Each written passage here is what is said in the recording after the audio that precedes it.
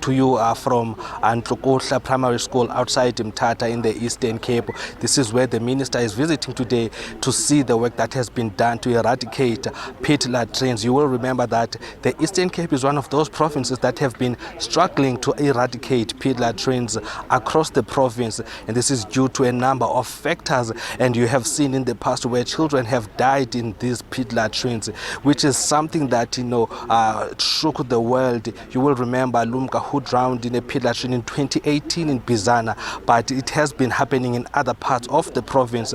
But I can say that this is happening. They are trying to eradicate pit latrines, but there are schools where they are still using pit latrines. But we will hear about the road that they have been traveled in terms of trying to eradicate these pit latrines across the province. Mphathiswa, thank you so much for your time. Can you tell us about today and why we are here just before Human Rights Day?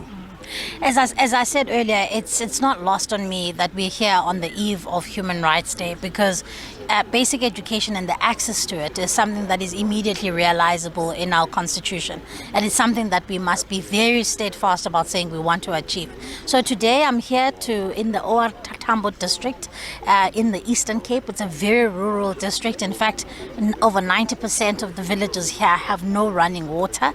This is one of the districts that has really struggled with eradicating of pit toilets, and particularly also other inappropriate infrastructure. So I've come here to see the progress that they've made. This district alone accounted for over 200 of the pit latrines in the province, and they've cleared about 170 of them. But what is really really good is that they haven't said simply because they don't have water that they are not going to provide dignified sanitation. This is a waterless solution.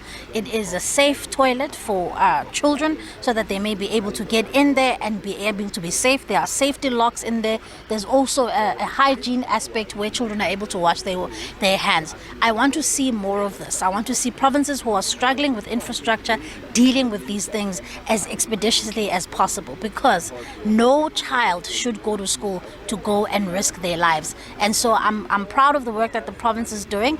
I will be on the 1st of April announcing where we are with the national picture of where we are with clearing the 2018 backlog. But remember, infrastructure is a moving target. That's not where it's going to end, because there are still mud schools. There are still schools with asbestos roofs. So those things are things that we must deal with, and we must deal with decisively.